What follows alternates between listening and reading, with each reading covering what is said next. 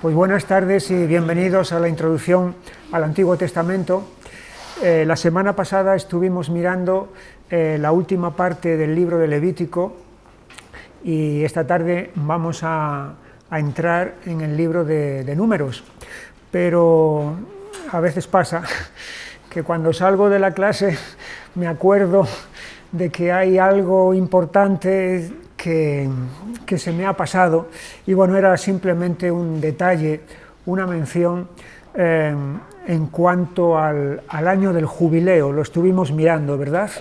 Estuvimos mirando la importancia, está en Levítico capítulo 25, y veíamos que era un año en el que se proclamaba la libertad, como dice en el versículo 10, Levítico 25:10 dice: santificaréis el año 50 y pregonaréis libertad en la tierra a todos sus moradores. Ese año será de jubileo y volveréis cada uno a vuestra posesión y cada cual volverá a su familia. Así que esta palabra que aparece aquí, libertad, es la palabra clave de este año del jubileo. Hay dos palabras clave. Junto a esta de libertad está la de propiedad, que dijimos que Dios es el propietario verdadero de la tierra. Es decir, en el momento que alguien se veía necesitado de vender su tierra, porque la tierra era en una sociedad rural como la de entonces, es decir, que vive del campo, no hay industria, no hay turismo, no hay servicios, toda la subsistencia, absolutamente toda, sale de la tierra, de tal manera que si tienes tierra, tienes subsistencia; si no tienes tierra, no tienes subsistencia. Por lo tanto, la tierra es esencial. De ahí que cuando ellos vayan a entrar en Canaán, lo veremos en su momento, va a haber un reparto del territorio de acuerdo a las tribus y también de acuerdo a las familias. Entonces, cada familia tenía su porción de tierra. Eso pasaba de padres a hijos, etcétera, porque, como digo, eso era su sistema de subsistencia. Si una familia se tenía que ver obligada a vender su tierra, eso significaba que había ocurrido algo terrible, había recibido un golpe muy duro y muy grave. No es como ahora mismo, que nosotros podemos vender, pues yo que sé, casas, pisos, esto, lo otro, hacemos negocio, vendemos una cosa, compramos otra que nos interesa más y no pasa nada en ese sentido, pero aquí el hecho de tener que vender, de desprenderse de la tierra, significaba un mundo de diferencia. Y es por eso entonces la institución del año del jubileo, para que los que han quedado desposeídos de sus tierras entonces vuelvan otra vez a recuperarlas. Y en ese sentido es donde Dios es el dueño verdadero de la tierra y entonces ordena que haya esta recuperación. Pero juntamente con esta gran verdad de que Dios es el verdadero dueño de la tierra, está esta otra de la libertad. Entonces, todas aquellas personas que se habían visto en la necesidad de venderse como esclavos para poder subsistir, entonces en este año del jubileo recuperaban la libertad. Libertad es una palabra que aparece en el Antiguo Testamento 6 veces. 6 veces. Es muy poco, ¿verdad? Porque la palabra libertad en nuestro tiempo es una palabra que aparece por todas las partes. Está en los discursos de los gobernantes, está en las tertulias, está en los foros, está en todas las partes. Libertad, libertad, libertad. Pues en el Antiguo Testamento aparece 6 veces, y todas ellas relacionadas con este año, con el año del jubileo.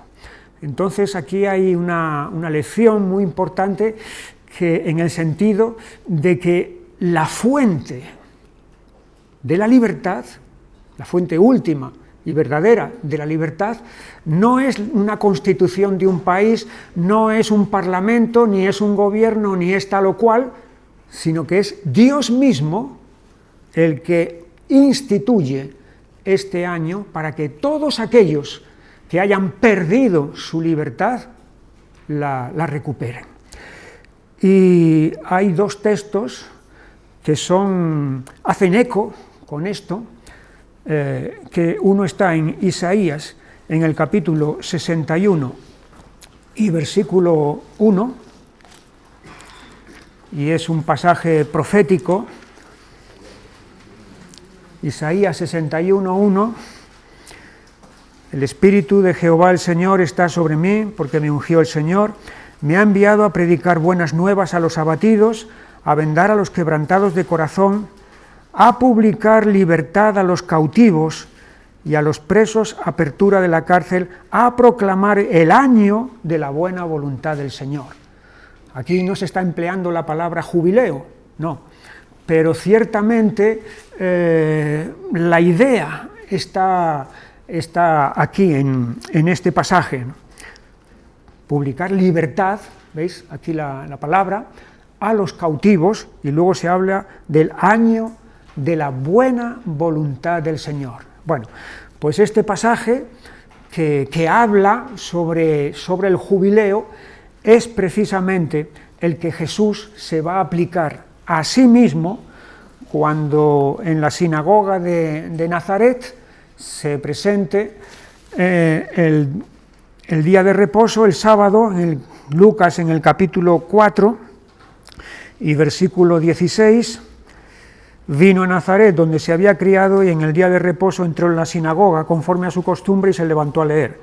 Y se le dio el libro del profeta Isaías, y habiendo abierto el libro, halló el lugar donde estaba escrito: el Espíritu del Señor está sobre mí, por cuanto me ha ungido para dar buenas nuevas a los pobres, me ha enviado a sanar a los quebrantados de corazón, a pregonar libertad a los cautivos y vista a los ciegos, a poner en libertad a los oprimidos, a predicar el año agradable del Señor.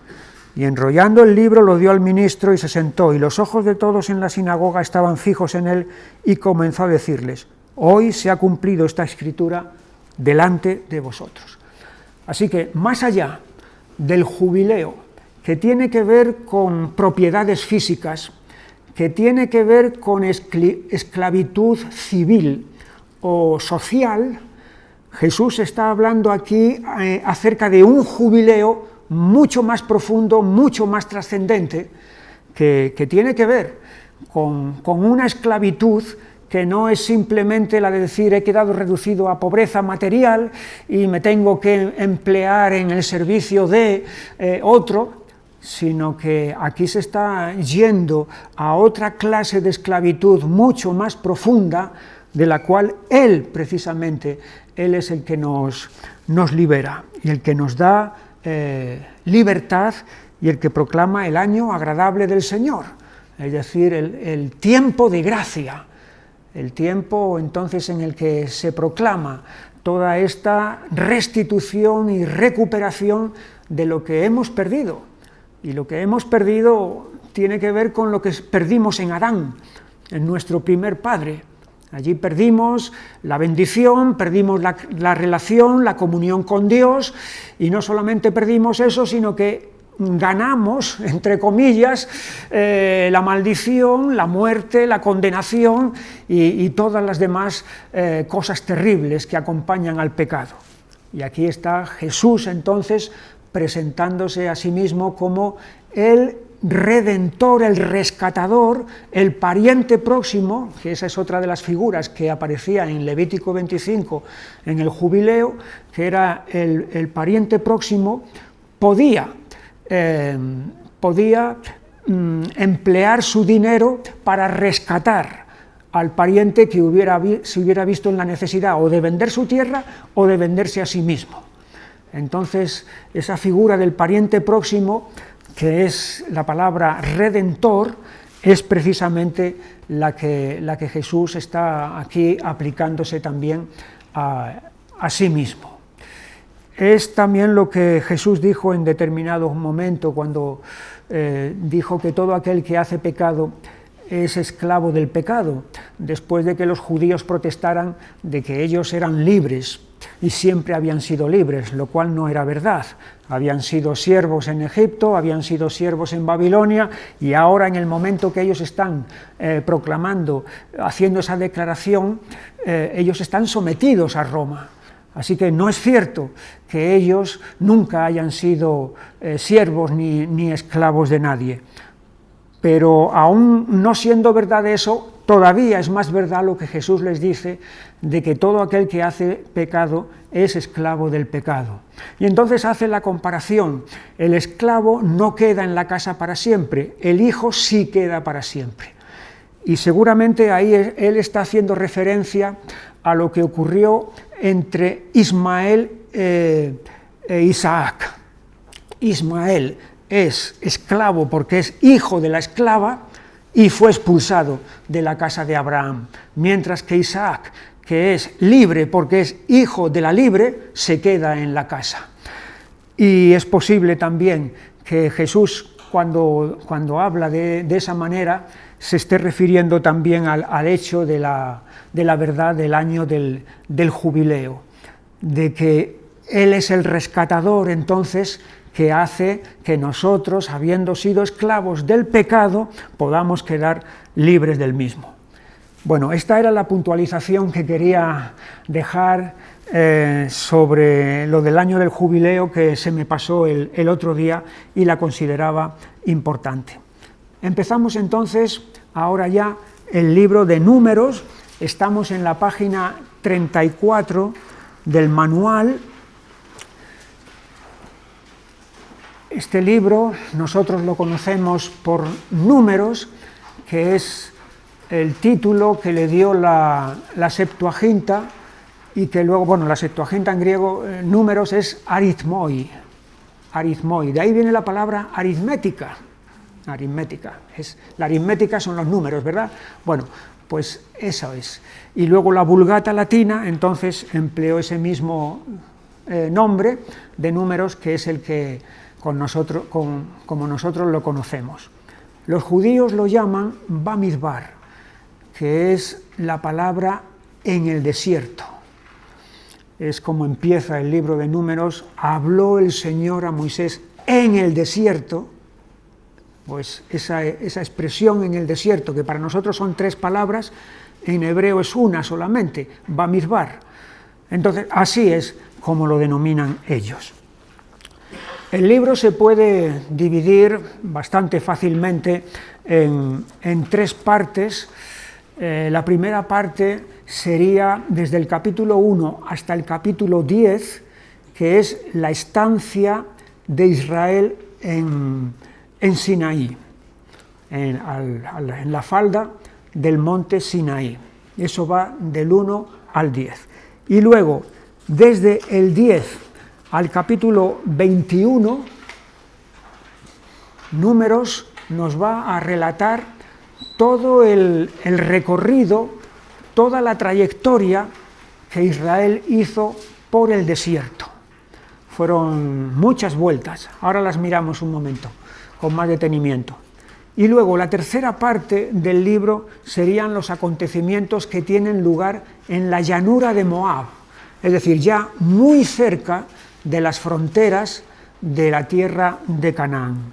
Pero quizá podíamos ir un momento a la página número 23, donde tenemos un mapa que nos puede ser útil para situarnos. Tenemos ahí el mapa en la página 23 y tenemos ahí esas flechas en rojo donde está el itinerario aproximado que hicieron hasta llegar a la tierra de Canaán. Bueno, el libro de Éxodo y de Levítico cubre desde que salen de Egipto, ahí donde veis el delta del Nilo, que es la región donde ellos vivían, allí al norte de Egipto. Los libros de Éxodo y Levítico cubren el recorrido que hicieron hasta llegar a Sinaí. En Sinaí se pararon y estuvieron 2 años. Y entonces ahí es donde toma el relato el libro de Números. Números entonces nos va a describir toda la subida que Israel va a realizar hacia arriba, camino al norte, camino a la tierra de Canaán. Lo que pasa es que va a haber una serie de vueltas, porque lo que podía haber durado unos cuantos días o unas cuantas semanas se convirtió en 40 años. 40 años a causa de la sentencia de Dios, por causa del altercado que se formó cuando los espías trajeron el informe y se formó un motín y el deseo de volver a Egipto, etc. Y ahí es donde vino la sentencia de Dios de que iban a estar entonces 40 años. Veis allí en la margen, el Mar Rojo se divide en dos brazos, ¿verdad? El brazo derecho tenéis ahí una población que se llama Ezión Geber. Ellos llegan allí después de salir de Sinaí y entonces suben hacia arriba, hacia Cades Barnea.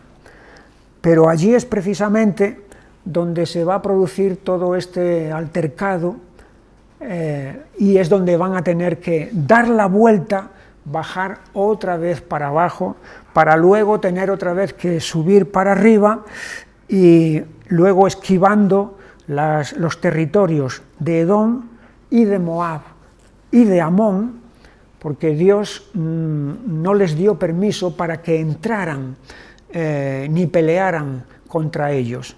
Edom es el territorio de Esaú y de sus descendientes, es decir, familia directa de Israel. Moab y Amón fueron los hijos de Lot, y aquí están los descendientes, por lo tanto son también descendencia de Abraham, no directa, pero descendencia también. Entonces es ahí por donde van ellos a tener que dar todos estos vericuetos y todas estas curvas, pero especialmente veis el gran rodeo, el gran giro, después de ir hacia el norte y llegar bastante arriba, que tienen otra vez que bajar para abajo a causa del altercado que se forma con el informe de los espías, y ahí es donde viene todos los años entonces de estar dando vueltas por el desierto. Así que el libro de Números nos relata desde Sinaí hasta Moab, hasta las llanuras de Moab, ahí enfrente del Mar Muerto, donde tenéis en rosa ese territorio pequeñito. Allí es donde va a terminar el libro de Números, y allí también es donde Moisés, en el monte Nebo, un poquito más arriba, es donde muere después de ver la tierra prometida, pero no puede pasar a ella. Así que con este mapa nos situamos un poco geográficamente y nos ayuda a ver todo lo que Números tiene que relatarnos.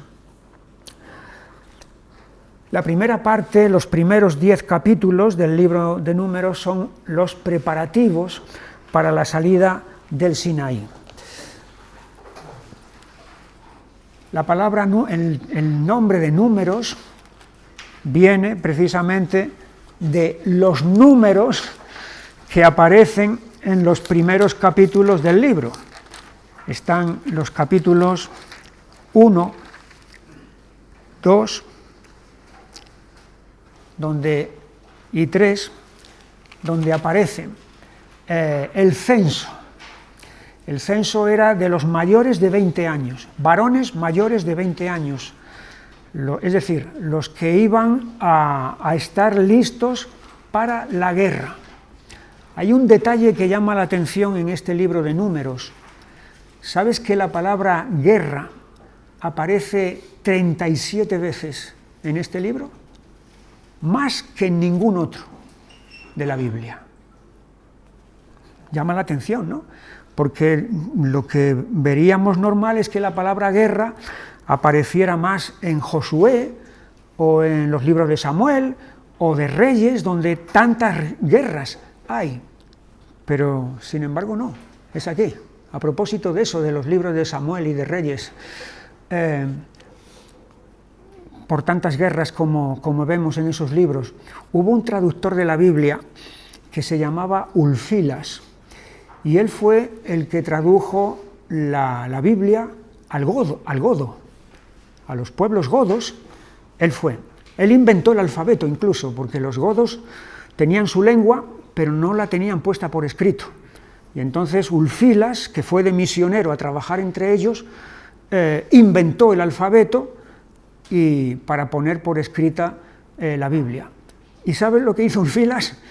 No tradujo los libros de Samuel ni de Reyes, porque como hablan tanto de guerra y los godos eran muy belicosos, dijo, para no darles ocasión a que perseveren en su actitud de lucha y de pelea y de guerra y digan, no, si está en la Biblia, pues entonces él no tradujo los libros de Samuel y de Reyes. Bueno, es simplemente un detalle y una curiosidad, pero a lo que iba, Números es el libro de la Biblia donde más veces aparece la palabra guerra, y resulta llamativo porque, salvo unas escaramuzas que luego las vamos a ver, no hay grandes acontecimientos de guerra aquí. Entonces, ¿por qué tantas veces aparece la palabra guerra? Y yo creo que es porque Dios quiere que este pueblo se mentalice ya desde ahora, desde el desierto, de que lo que les aguarda es la guerra, de que al entrar en Canaán van a tener que pelear, van a tener que luchar para conquistar el territorio. Y por lo tanto es preciso que desde ahora, ya estando en Sinaí, todavía a muchos kilómetros de la meta que les aguarda, ellos ya tengan claro este asunto. No es cuestión de decir, bueno, los mantengo en ignorancia todo el tiempo del desierto y luego cuando lleguen a las puertas de Canaán, entonces que se den cuenta de la realidad, que están ahí todos los cananeos y todos los demás pueblos que son hostiles. No. Dios ya con esto les está concienciando, les está preparando de que tienen que estar adiestrados y listos para esa guerra.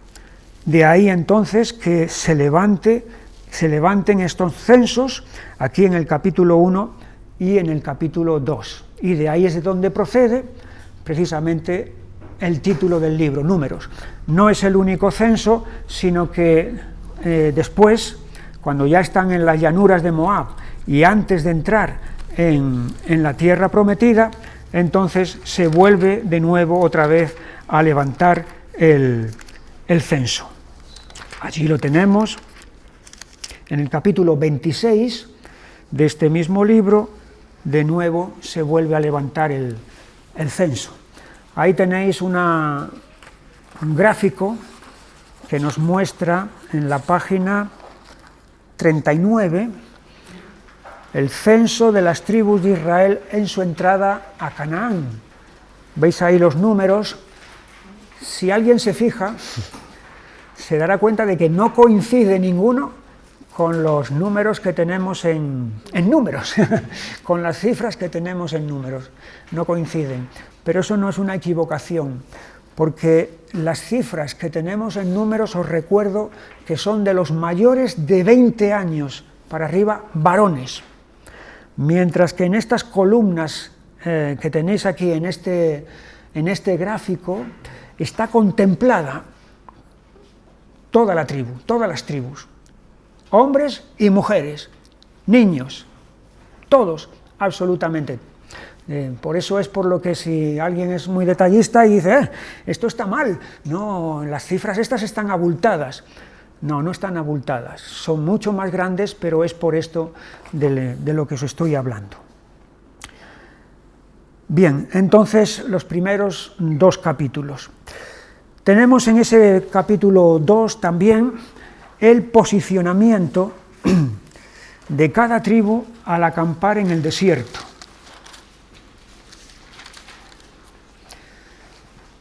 Posicionamiento. Es decir, otra vez tenemos que quitar de nuestra mente la idea del cine. Lo que hayamos visto en las películas sobre la Biblia, hay que pasarle un filtro y al final del 100% habrá un 10% de verdad o un 5%. El resto es imaginación del director, del guionista y de no sé quién más. Entonces, la idea de que Israel vagaba por el desierto como una muchedumbre bajo una polvareda inmensa y sin ton ni son, eso no tiene ninguna base bíblica. Las tribus de Israel tenían un orden de marcha y tenían también un posicionamiento cuando estaban detenidos, cuando estaban parados. El posicionamiento lo tenemos allí en la página 35, en la imagen de arriba, en el dibujo superior, donde vemos cómo estaban colocadas las 12 tribus. 3 al norte, 3 al sur, 3 al este y 3 al oeste. La tribu de José estaba desdoblada en sus 2 hijos, Efraín y Manasés, los tenéis a la izquierda, ¿veis? Benjamín, Efraín y Manasés. Y de esta manera entonces suman 12. ¿Por qué? Porque la tribu de Leví está en los que están en verde. Los nombres en verde son los clanes de la tribu de Leví. Leví tuvo 3 hijos que fueron Gersón, Coat y Merari. Y entonces de los descendientes de estos 3 hijos de Leví son los levitas. Moisés y Aarón eran descendientes de Coat. Y ahí tenemos entonces la posición de cada tribu y del tabernáculo también. La N que tenéis ahí, que hay una flecha que pone una N, eso significa el norte. Es decir, el tabernáculo no se ponía de cualquier manera, sino el tabernáculo siempre se ponía de tal manera que la puerta mirara hacia donde sale el sol. Donde estaban Moisés y Aarón, eso es la puerta, y por lo tanto el norte está en la posición esa que indica esa flecha. Es muy importante que nos demos cuenta también de la posición central que el tabernáculo tenía en medio del pueblo. O sea, el tabernáculo no está en un rincón, no está en una esquina, no está desplazado. Y luego hay una tribu que es la más importante, que es la que ocupa el centro. No, el tabernáculo, que es la presencia de Dios, está en el centro. Y entonces ahí detrás de eso hay una gran lección, hay una gran verdad, es que la vida toda del pueblo de Dios, de las 12 tribus, debe girar alrededor del tabernáculo. Esto es algo que tenemos que tener presente nosotros en nuestros días, porque vivimos en un tiempo en el que la mentalidad secularista está difundida por todas partes, y la mentalidad secularista lo que dice es, ¿tú crees en Dios? Bueno, está bien, si tú crees, pero guárdatelo para ti, privadamente, y ya está. Eso no tiene que tener ninguna influencia ni repercusión en la vida pública. Eso te lo guardas para ti, o en tu iglesia, en las 4 paredes de tu iglesia. Pero saliendo de ese recinto, ya aquí manda otro. Pero la posición del tabernáculo en el centro, no en una esquina, no desplazado, indica bien claramente entonces que es Dios y lo que Él ha instituido, ha estipulado, entonces lo que debe de gobernar nuestras vidas. No el pensamiento secular, no el pensamiento del mundo que está en boga, de moda o a la orden del día, sino Dios y lo que Él ha dicho y ha establecido. Posicionamiento de cada tribu. Esto también nos habla de nuevo de la organización, de orden. Y en el orden hay eficacia, ¿verdad? En el desorden hay ineficacia. Pero donde hay orden, allí hay eficacia y allí funcionan bien las cosas. Y entonces aquí tenemos esta gran verdad. Luego tenemos también en el capítulo 3 la figura, la institución de los levitas. Los levitas van a sustituir a los primogénitos de Israel. Los levitas son los sustitutos de los primogénitos de Israel.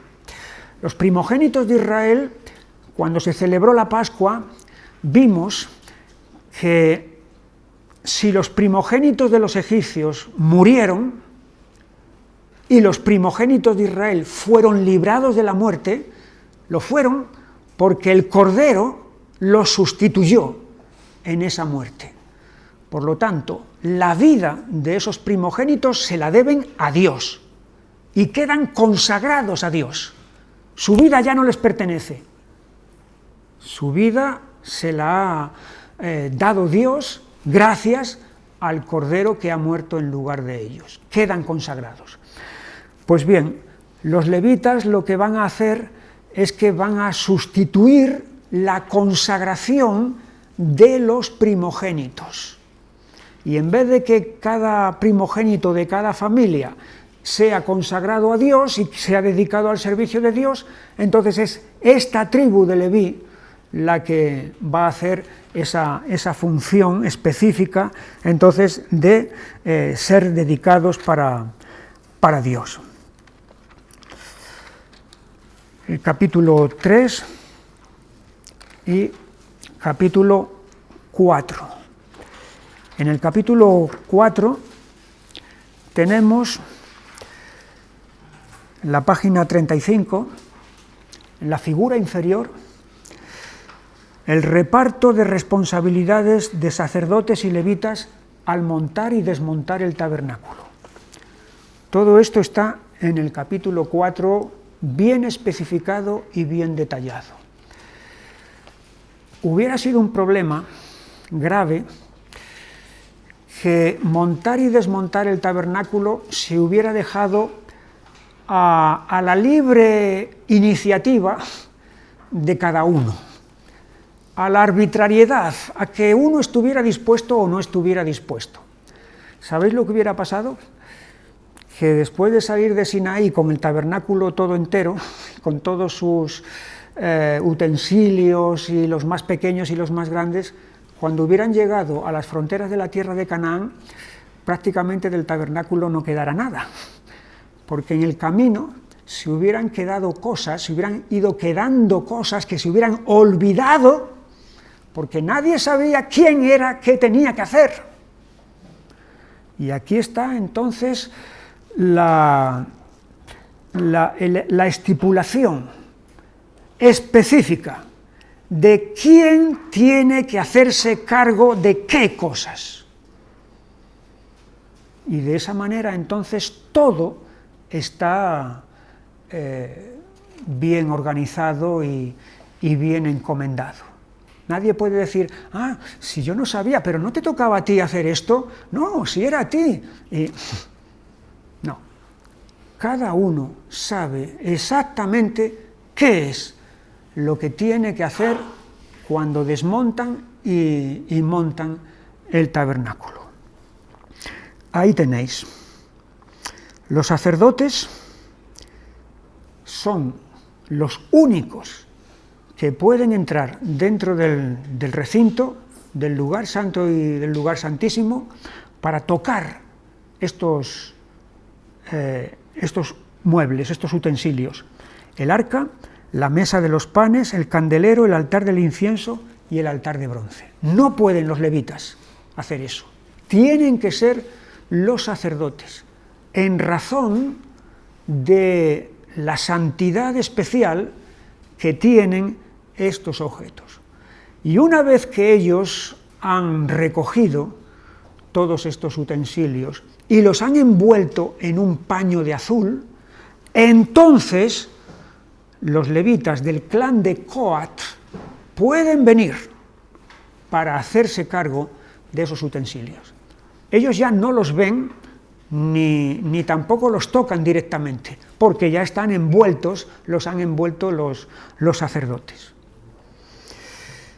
El sumo sacerdote, o mejor dicho, el hijo del sumo sacerdote, o sea, el que va a heredar el cargo de su padre, de sumo sacerdote, cuando éste muera, se ocupa de estas cosas: el aceite del alumbrado, el aceite de la unción, el incienso y la oblación continua. La oblación continua es aquello del holocausto continuo, ¿os acordáis?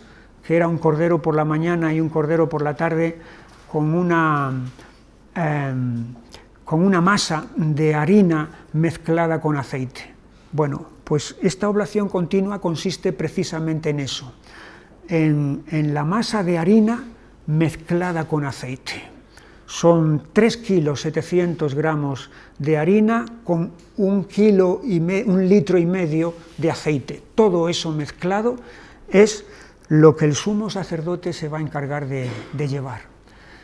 Llama la atención la diferencia, fíjate, porque uno pensaría, bueno, si es el sumo sacerdote, que es la persona más importante, o que va a ser la persona jerárquicamente más importante, ¿por qué no lleva el arca? ¿O por qué no lleva el candelero? ¿O alguno de esos otros objetos? Pero si lo pensamos un poco detenidamente, nos damos cuenta de que lo que porta aquí el sumo sacerdote es lo esencial, lo básico. El aceite del alumbrado. Si no hay aceite, no hay luz. El candelero no sirve para nada.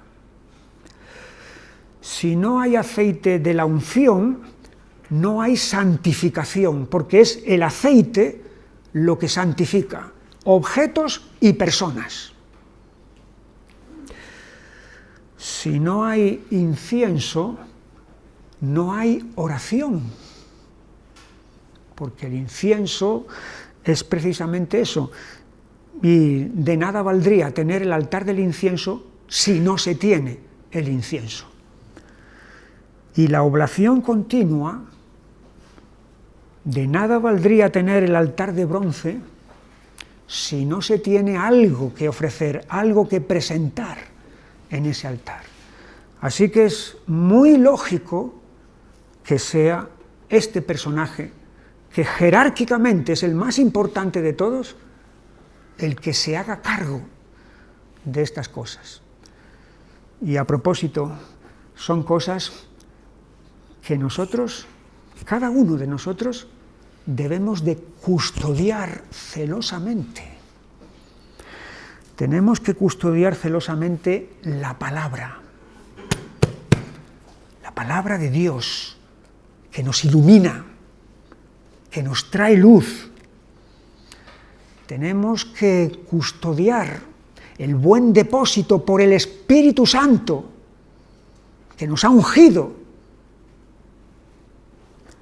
Tenemos que custodiar celosamente la oración, nuestro tiempo a solas con Dios, que nadie nos lo quite ni nos lo arrebate.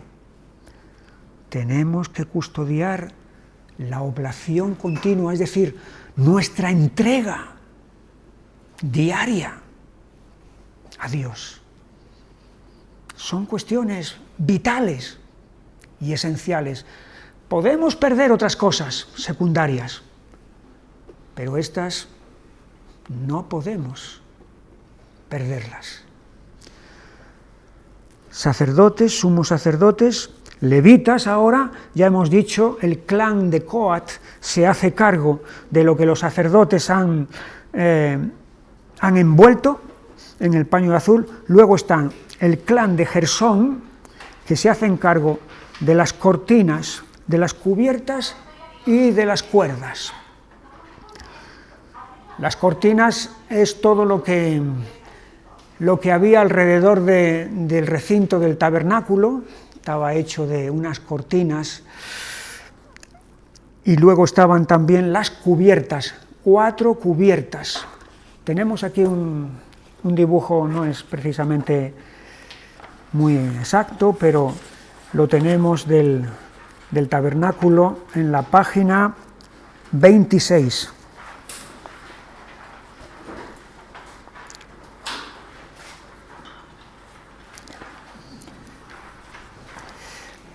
¿Lo tenéis? En la página 26 tenemos un dibujo.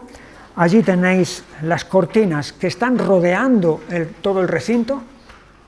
Eran de lino torcido. Las cubiertas son 4 cubiertas, están ahí, que estaban encima del tabernáculo, ¿lo veis? Una era la más interior, que era la más decorada, de azul, púrpura, carmesí y lino torcido. Luego estaba la otra blanca, que era de pelo de cabra, la otra roja, de piel de carnero teñida de rojo, y la última, la exterior, era la de pieles de tejones. Todas esas cortinas eran las que Gersón, los hijos de Gersón, tenían que hacerse cargo de ellas. Cortinas, cubiertas y cuerdas, porque había cuerdas como vientos que sujetaban entonces todas estas cortinas al suelo. Estamos en el desierto, y a veces en el desierto se puede levantar un viento huracanado incluso y llevarse las cosas por delante. Pero había que fijarlas bien, aparte de que estas columnas eran de bronce y por lo tanto pesaban mucho, pero aún así había ahí las cuerdas que estaban sujetando eso al suelo. Y luego está el clan de Merari, que se ocupa de las tablas, de las barras, de las columnas y de las basas. Las columnas son esas que forman todo el exterior con esas cortinas blancas, y luego están las barras,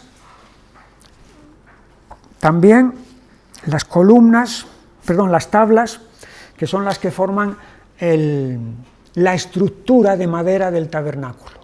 Estaba formado de tablas de madera de acacia apoyadas sobre unas basas de plata, y estaban unidas entre sí por medio de entalladuras y también por una barra interior que las recorría, así que era una unión muy consistente, muy fuerte. Bueno, pues aquí tenemos el reparto de responsabilidades de sacerdotes y levitas al montar y desmontar el tabernáculo. La palabra orden está aquí presente otra vez, ¿verdad? Y hemos dicho que el orden es sinónimo de eficacia, de hacer las cosas bien. Pasamos luego al capítulo 5, y en el capítulo 5 tenemos en primer lugar la orden de que todos aquellos que estén bajo contaminación ritual sean expulsados del campamento. No pueden estar, mientras estén en ese estado, dentro del campamento. La santidad de Dios es incompatible entonces con la contaminación. Luego hay una serie de leyes sobre la restitución. Estamos en el capítulo 5, los versículos 5 al 10, en el que cuando hay un perjuicio o un daño a terceros, no basta decir simplemente lo siento, sino que si le has hecho un daño material, entonces lo lógico es que tú devuelvas aquello con lo cual lo has perjudicado. Y luego, desde el versículo 11 hasta el final del capítulo 5, hasta el versículo 31, está todo el ceremonial que hay sobre los celos. En el caso de que un marido sospeche de su esposa de que le ha sido infiel, que tenga indicios de que le ha sido infiel, o incluso en el caso de que no tenga indicios de que le ha sido infiel, también se sometía a este ceremonial que tenemos aquí. Es decir, aquí la carga de sospecha está puesta sobre la mujer, únicamente. Esto ahora mismo sería impensable de poner una ley o un procedimiento parecido a este. Pero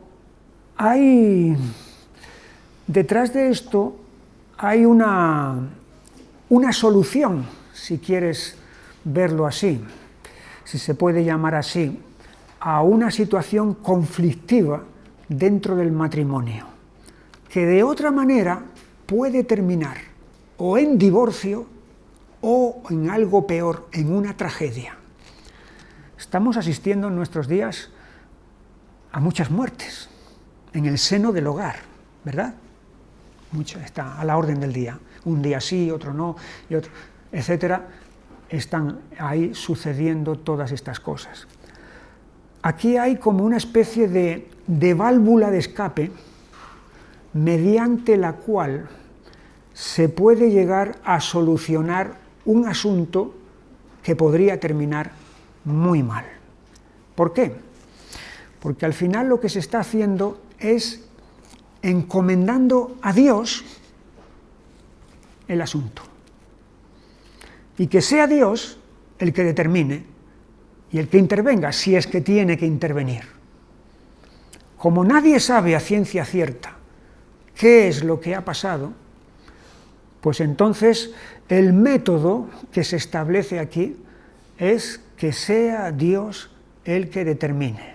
Y por eso se lleva al sacerdote, y entonces el sacerdote le da a beber del agua a la mujer, y entonces pronuncia unas palabras, etcétera, y al final todo queda en manos de Dios, que es el juez imparcial, y es el que conoce, y es el que puede intervenir.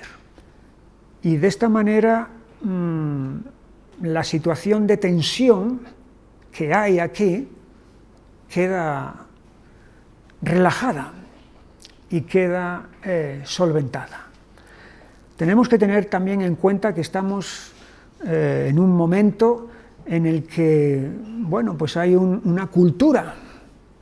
Estamos viviendo aquí en el año 3500 antes de Cristo, entonces todas esas cosas también hay que tenerlas en cuenta. Pero como digo, antes de atacar esto diciendo, fíjate qué cosa, qué humillación, bueno, mejor es esto que no lo que estamos viendo ahora mismo.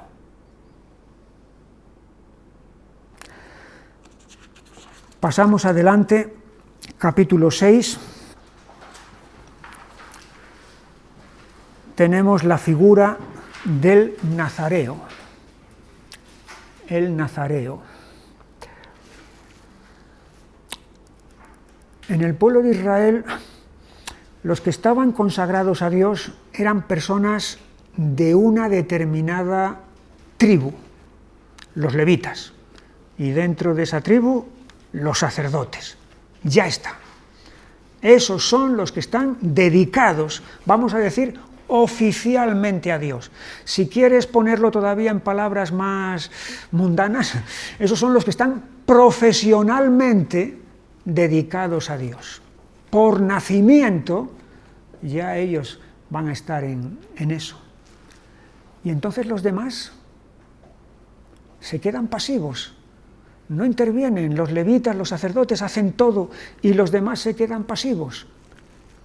Bueno, aquí tenemos la institución del nazareato, que permite que un hombre o una mujer que voluntariamente, que libremente quiere dedicarse a Dios, quiere consagrarse a Dios, lo haga.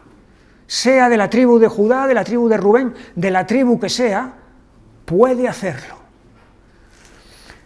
Y hay tres señales que van a distinguir a uno que se ha consagrado a Dios. En primer lugar, es que se tiene que abstener de alcohol. El vino, muchas veces, en la Biblia es símbolo de alegría. A veces puede ser de una alegría demasiado alegre, pero bueno, no, sin llegar a esos extremos, el vino, en un sentido sano, es símbolo de alegría.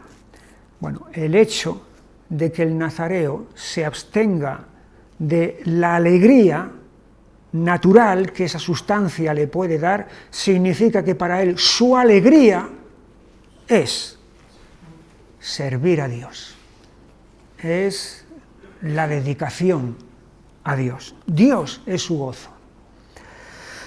En segundo lugar, y quizá este sea el más conocido de todas las señales que diferenciaban a uno que era nazareo, era no cortarse el cabello.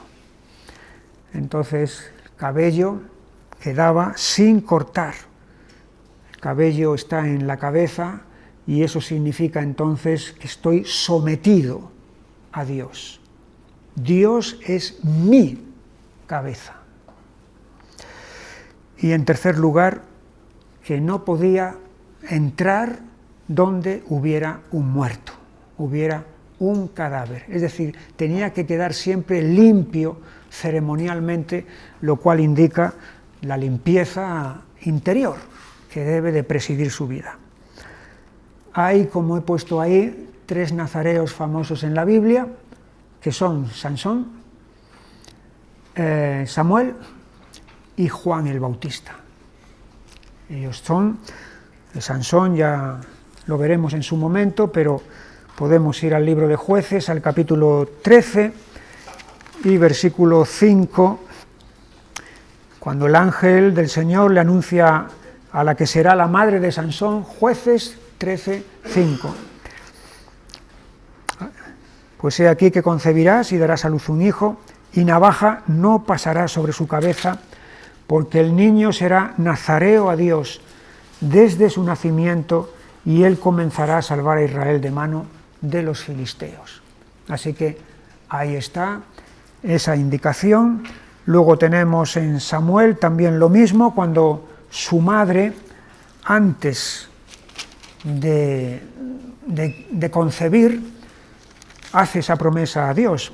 Primer libro de Samuel, capítulo 1 y versículo 11, e hizo voto diciendo: Señor de los ejércitos, si te dignares mirar a la aflicción de tu sierva, y te acordares de mí, y no te olvidares de tu sierva, sino que dieres a tu sierva un hijo varón, yo lo dedicaré al Señor todos los días de su vida, y no pasará navaja sobre su cabeza. Así que Samuel era también un nazareo. Y luego el último caso lo tenemos con Juan el Bautista, allí cuando el ángel Gabriel le anuncia a su padre, a Zacarías, que va a tener un hijo varón, Lucas 1:15, porque será grande delante de Dios, no beberá vino ni sidra y será lleno del Espíritu Santo aún desde el vientre de su madre. Bueno, luego cuando lleguemos al libro de los Jueces, veremos que el caso de Sansón, el nazareo, el hombre consagrado a Dios, podríamos llamarlo el nazareo fallido, el nazareo fallido, porque eso es en lo que al final se va a convertir a causa del desorden que hay en su vida. Los capítulos, volvemos otra vez a nuestro libro de Números. Estamos en los capítulos 7, 8 y 9.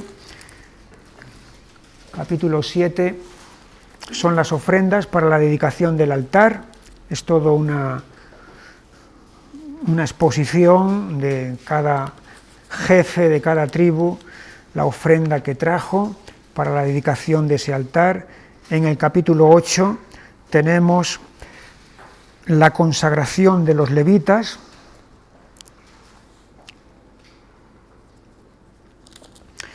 hay una ceremonia que se realiza. 8:9 dice: harás que los levitas se acerquen delante del tabernáculo de reunión y reunirás a toda la congregación de los hijos de Israel.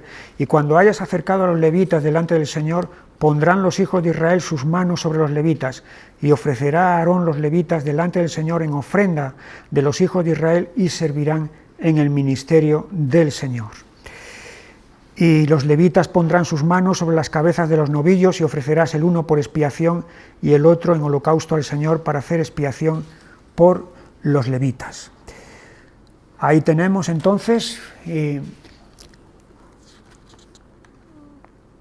y luego también tenemos en el capítulo 9 la celebración de la Pascua a los pies del monte Sinaí. Es decir, la Pascua sigue vigente.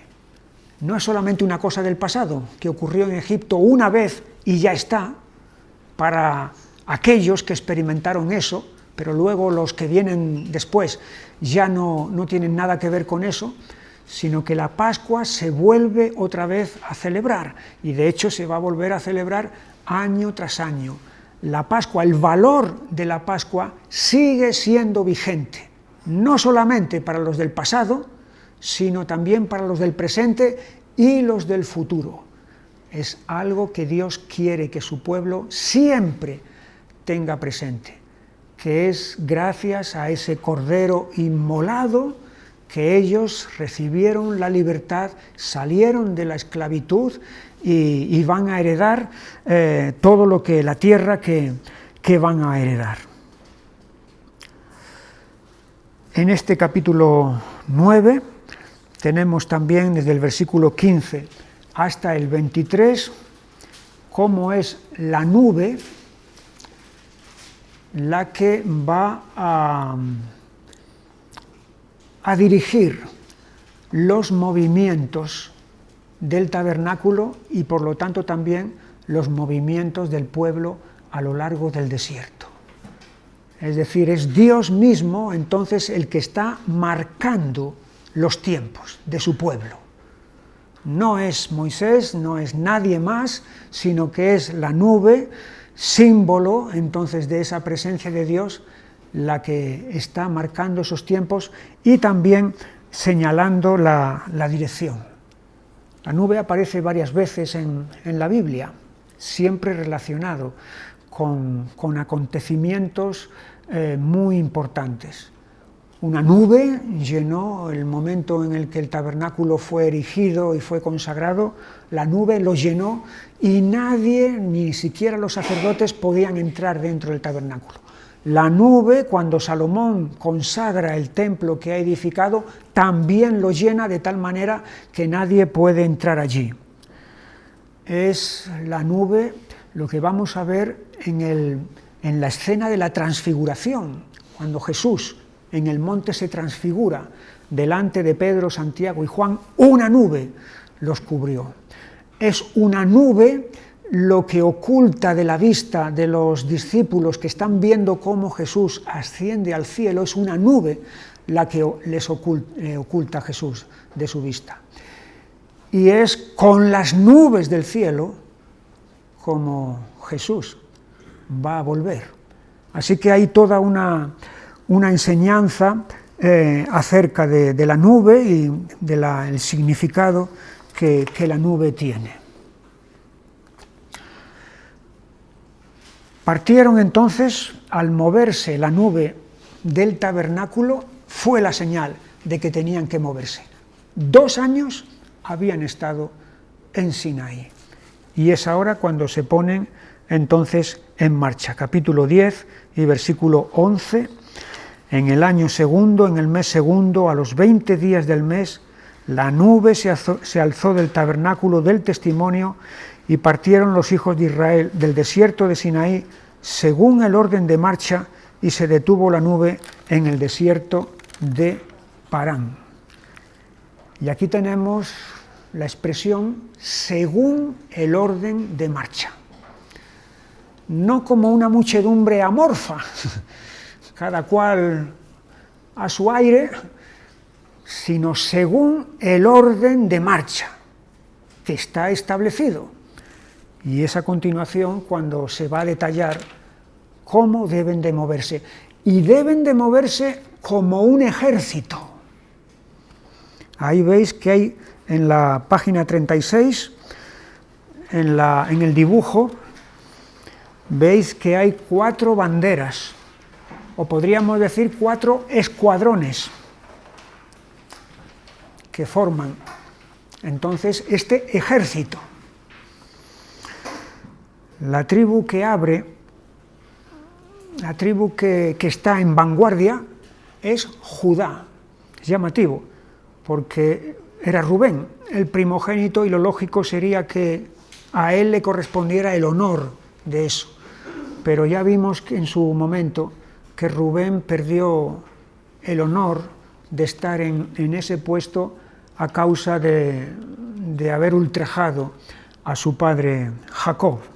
Entonces es Judá, la tribu, que finalmente va a ser la tribu de donde van a venir los reyes y de donde va a venir también Jesús, la que abre la marcha. Allí lo tenéis. Judá, Isaacar, Zabulón, primera bandera; segunda bandera, Rubén, Simeón y Gad; tercera bandera, Efraín, Manasés y Benjamín; y cuarta bandera, Dan, Aser y Neftalí. Y en medio, entre la primera y la segunda, van los levitas del clan de Gersón y de Merari. Y en el centro van los levitas del clan de Coat. Y estos levitas están portando el tabernáculo en sus distintas responsabilidades. A medida que el pueblo Israel va avanzando, ellos también en estas posiciones que estamos viendo están llevando el tabernáculo. Así que un ejército organizado y disciplinado. Esto es lo que transmite. No es extraño que en el capítulo 24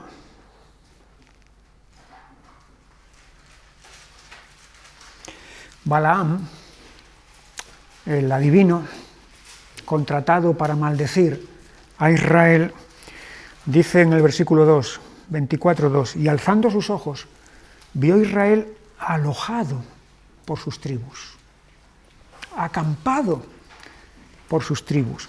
Y el Espíritu de Dios vino sobre él, entonces tomó su parábola y dijo, y fíjate lo que dice en el versículo 5, cuán hermosas son tus tiendas, oh Jacob, tus habitaciones, oh Israel. ¿Cómo podría decir este hombre cuán hermosas son tus tiendas, tus habitaciones, oh Israel, si aquello era una desorganización completa y un caos y un desorden? Dice esto, cuán hermosas, precisamente por eso, por la impresión de orden y de belleza que hay en este campamento. El orden de marcha. Un ejército. Recordamos otra vez, la palabra guerra aparece aquí más veces en este libro que en ningún otro.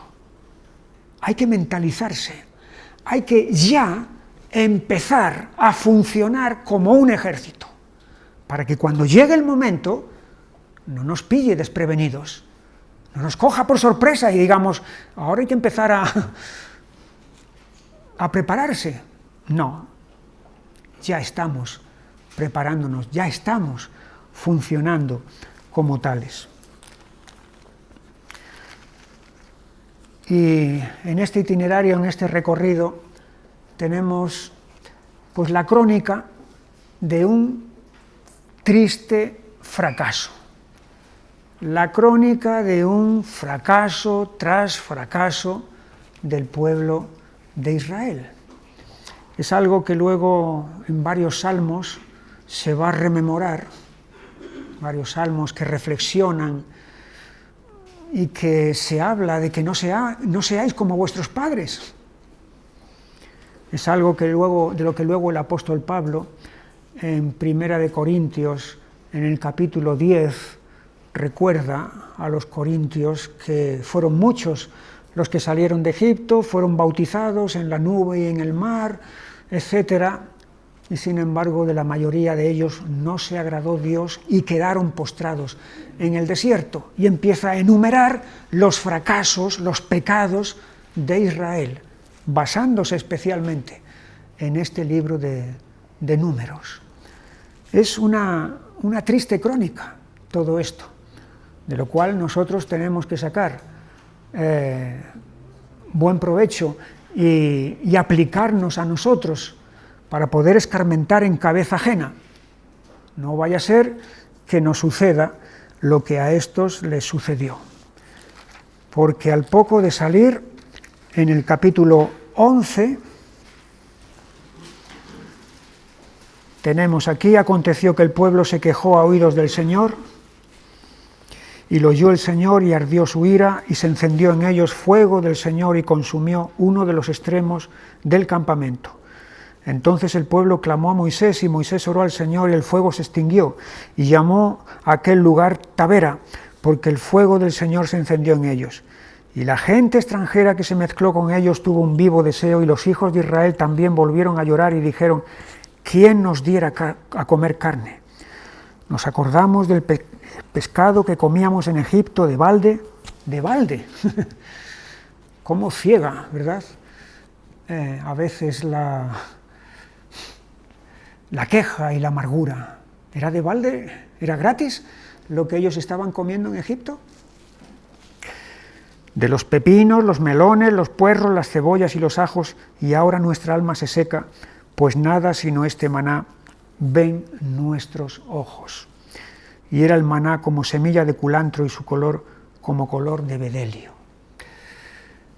El maná lo vemos en Éxodo, donde nada más entrar en el desierto es cuando Dios empieza a proporcionarlos el maná. Es una provisión sobrenatural, una provisión, lo cual quiere decir que Dios no solamente es salvador, que los ha salvado de Egipto, sino que es proveedor, sustentador, porque los va a mantener en el desierto, donde nada hay, donde nada se puede cosechar, los va a mantener. Es una provisión sobrenatural y además suculenta. Era su sabor como de hojuelas con miel, y en otro sitio dice como de aceite fresco. Así que no es una cosa. Sin embargo, ellos van a cometer este pecado de desprecio. Es el pecado de desprecio. Estamos ya acostumbrados, el maná. Entonces, queremos otra cosa. Y es ahí donde van a pedir carne y donde Dios va a enviar efectivamente las codornices, algo que parecía imposible que pudiera alimentar a una multitud tan numerosa. Sin embargo, Dios va a realizar este portento. Sin embargo, mientras están todavía con las codornices en los dientes, va a venir el juicio de Dios. Entonces, y muchos van a caer. Hay una lección muy importante aquí. Lo que amamos desordenadamente nos destruye ciertamente. Lo que amamos desordenadamente nos destruye ciertamente. Y no solamente es en este caso, sino que es también la experiencia y la enseñanza en otros casos que vemos también en la Biblia. Por ejemplo, en el libro del profeta Ezequiel, en el capítulo 16,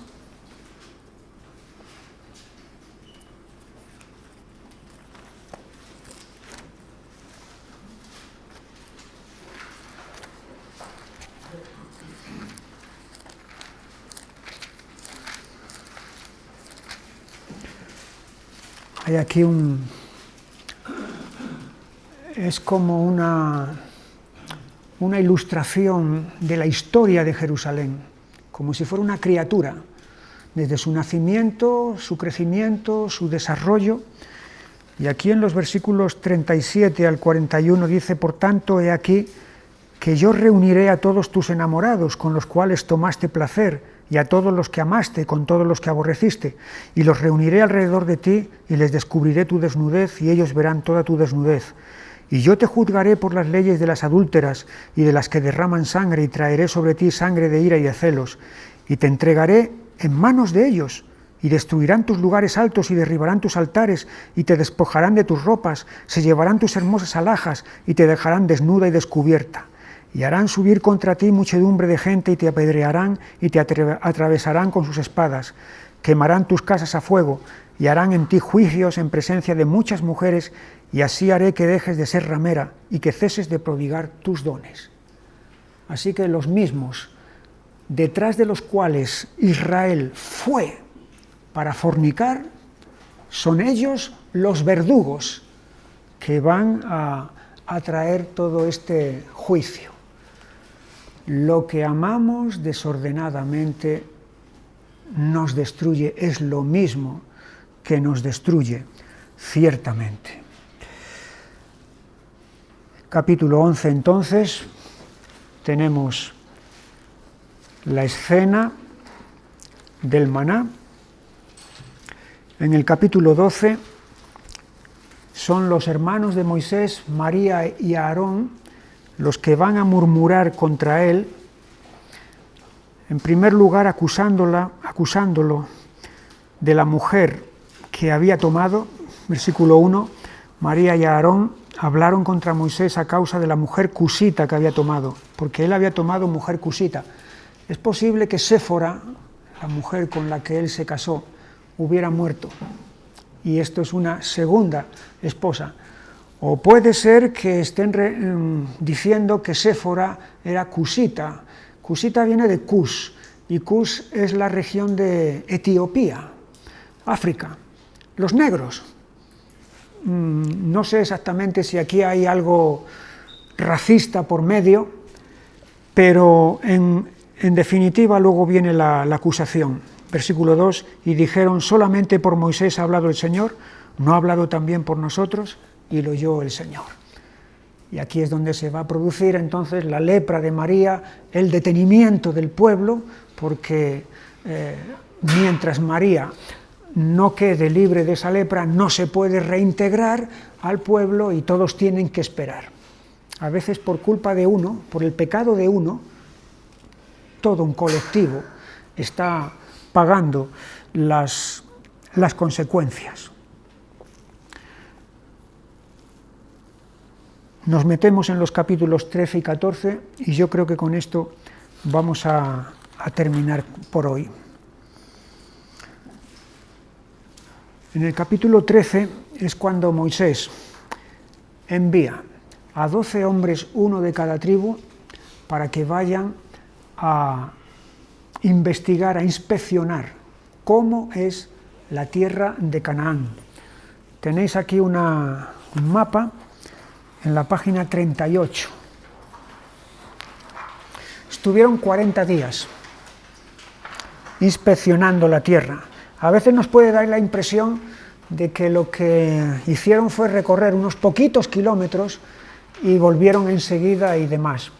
Pero son 40 días los que estuvieron, y además fíjate hasta dónde al norte llegaron, hasta Hamat, es decir, hasta un límite que solamente se alcanzó cuando David y Salomón estaban en el apogeo de su dominio.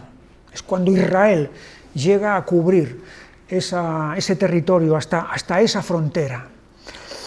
Pero este fue el recorrido que ellos hicieron, es decir, atravesaron todo el territorio de Canaán e incluso llegaron más al norte. Y ahí es donde, cuando vuelvan, pues entonces van a venir con el informe que 10 de ellos dieron. Es un informe que está plagado de cobardía. De cobardía, capítulo 13, Versículo 28, mas el pueblo que habita aquella tierra es fuerte y las ciudades muy grandes y fortificadas, y también vimos allí a los hijos de Anac.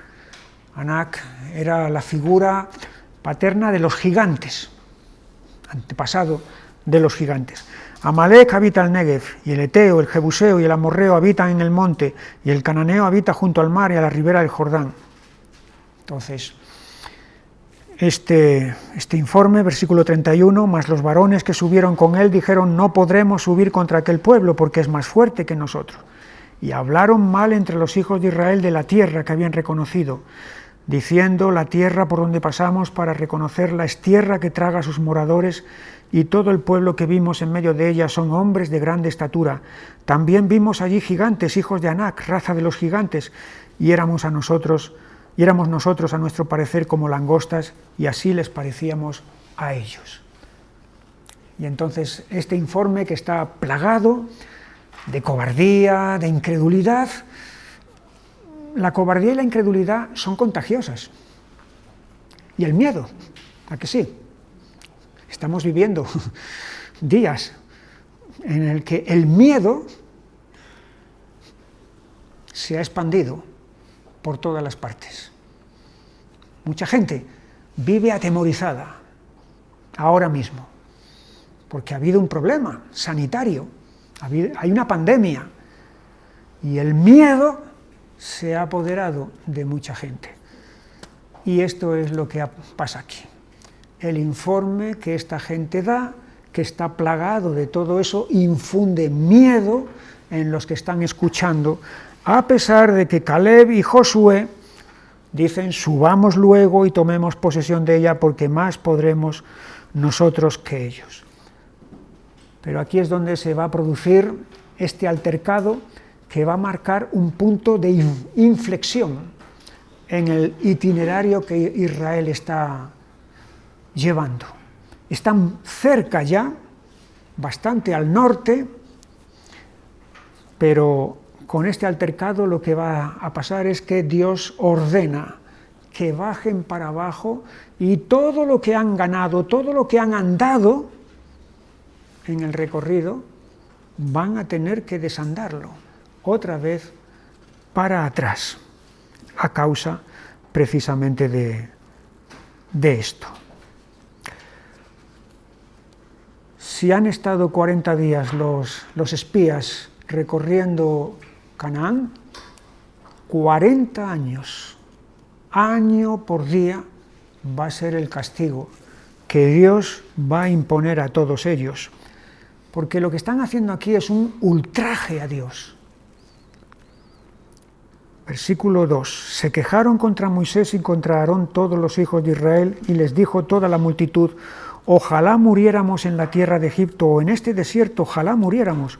¿Y por qué nos trae el Señor a esta tierra para caer a espada, y que nuestras mujeres y nuestros niños sean por presa? ¿No nos sería mejor volvernos a Egipto? Y decían el uno al otro, designemos un capitán y volvámonos a Egipto. Es un momento, como digo, de ultraje a Dios, de ofensa a Dios, porque es atribuirle malas intenciones. De hecho, esta expresión de hacernos morir en el desierto es una que se repite vez tras vez. Aquí la tenemos la primera vez, en el capítulo 16 y versículo 13. Es poco que nos hayas hecho venir de una tierra que destila leche y miel, fíjate. Nos has hecho venir de una tierra que destila leche y miel, se refiere a Egipto, la tierra de esclavitud, para hacernos morir en el desierto. En 24,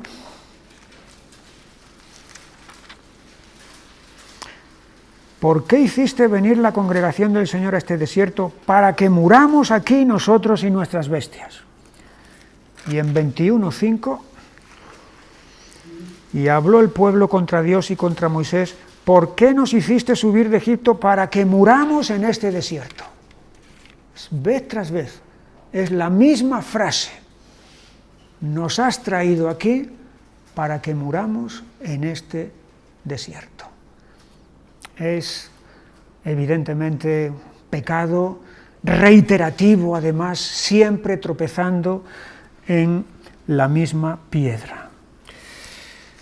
Y cuando llega la declaración, cuando acontece la sentencia de lo que Dios va a hacer con ellos, de que ninguno de esa generación va a ver la tierra, va a poseerla, mientras que sus hijos, los que dijeron de ellos que iban a morir en el desierto, sus hijos sí la heredarán, es entonces cuando estamos en el capítulo 14,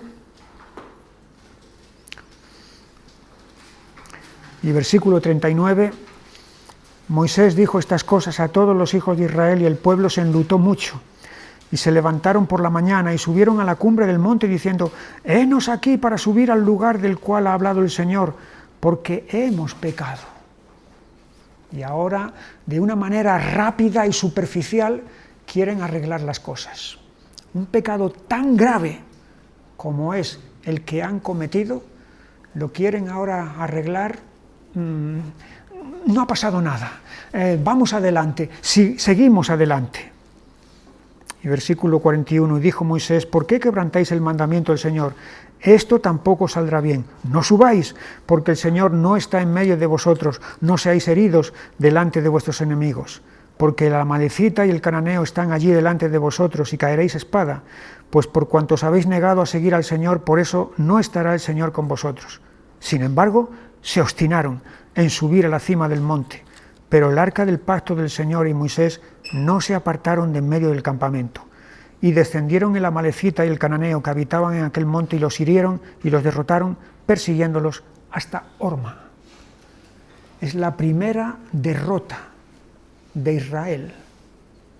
Es el amargo sabor de la derrota a causa de una rebelión primero y luego de una desobediencia. No subáis, subimos. Antes era subir, no subimos. Luego, no subáis, subimos. Es todo el tiempo un pueblo contradictor, un pueblo rebelde por naturaleza. No es extraño que Dios en determinados momentos dijera: acabo con todos ellos, y le dijera a Moisés: y de ti levanto un pueblo y seguimos el proyecto contigo y con tus descendientes. Es por la intercesión de Moisés, entonces, que se pone delante de Dios que eso no va a ser así y que Dios va a continuar con ellos. Pero el intento de arreglar superficialmente y rápidamente las cosas está muy arraigado en el corazón humano. No es este el único caso. Si vamos un momento al primer libro de Samuel, al capítulo 4.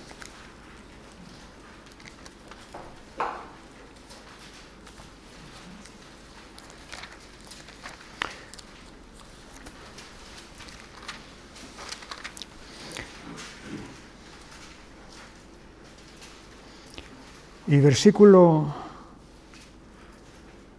1, Samuel habló a todo Israel. Por aquel tiempo salió Israel a encontrar en batalla a los filisteos, y acampó junto a Ebenezer, y los filisteos acamparon en Afec. Y los filisteos presentaron la batalla a Israel, y trabándose el combate, Israel fue vencido delante de los filisteos, los cuales hirieron en la batalla en el campo como a 4000 hombres. Cuando volvió el pueblo al campamento, los ancianos de Israel dijeron: ¿por qué nos ha herido hoy el Señor delante de los filisteos? Es una buena pregunta. ¿Por qué hemos sido derrotados? ¿Cuál es la razón? Traigamos a nosotros de Silo el arca del pacto del Señor, para que viniendo entre nosotros nos salve de la mano de nuestros enemigos. Como si el arca fuera algo mágico, que su presencia hiciera la diferencia. Lo que había que hacer no era cambiar el arca de sitio. Lo que había que hacer era cambiar el corazón, cambiar los corazones. Pero ellos buscan una solución rápida y superficial. Es lo mismo que los israelitas ahí en Horma. Vamos a pelear contra nuestros enemigos, nos arrepentimos de esto que hemos hecho. Pero no hay un verdadero ir a la raíz de las cosas, a la raíz del problema.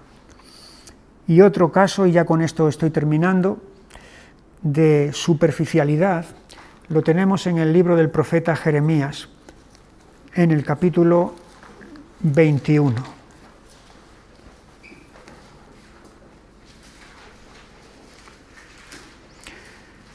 Jeremías 21:1 dice así: palabra del Señor que vino a Jeremías cuando el rey Sedequías envió a él a Pasur, hijo de Malquías, y al sacerdote Sofonías, hijo de Maasías, para que le dijesen: consulta ahora acerca de nosotros al Señor, porque Nabucodonosor, rey de Babilonia, hace guerra contra nosotros. Quizá el Señor hará con nosotros según todas sus maravillas, y aquel se irá de sobre nosotros. ¿Ves? Están la amenaza de los caldeos que está sobre Jerusalén a causa de los pecados, de los gravísimos pecados, y además que vienen de muy atrás. Y aquí es decirle a Jeremías: consulta a Dios, quizá el Señor hará con nosotros según todas sus maravillas. Es un lenguaje muy florido, muy espiritual que parece. Y aquel se irá de sobre nosotros. No hay ninguna conciencia de pecado, no hay ninguna conversión, ni arrepentimiento, ni búsqueda de Dios. Es simplemente buscar soluciones fáciles y superficiales, engañosas, que no van a suceder. Allí vino la derrota enorme, la primera derrota del pueblo de Israel a causa precisamente de esa desobediencia. Termino, ahora sí. Estamos en Números. Después de todo este momento crítico con lo de los espías, volver para atrás, desandar el camino andado, 40 años que van a tener que seguir dando vueltas por el desierto, pareciera que aquí el proyecto de Dios está en el aire, está en entredicho. Sin embargo, fíjate cómo empieza el capítulo 15 de Números, después de toda esta derrota y demás. 15:1, el Señor habló a Moisés diciendo: habla a los hijos de Israel y diles: cuando hayáis entrado en la tierra de vuestra habitación que yo os doy. Es decir, Dios sigue manteniendo el propósito, la idea, el proyecto, a pesar del fracaso del pueblo, a pesar de las continuadas desobediencias, a pesar de que es un pueblo intratable, imposible. Sin embargo, Dios continúa con su propósito. Parece como si no hubiera pasado nada. Cuando hayáis entrado en la tierra de vuestra habitación que yo os doy, y a continuación empieza a legislar sobre las leyes, sobre las ofrendas y demás. Es la fidelidad de Dios a su palabra, a sus promesas. Eso es lo que mantiene que este proyecto vaya adelante. No es el pueblo es imposible. Es la fidelidad de Dios a su promesa lo que va a hacer posible que esto continúe hacia adelante hasta meterlos en Canaán.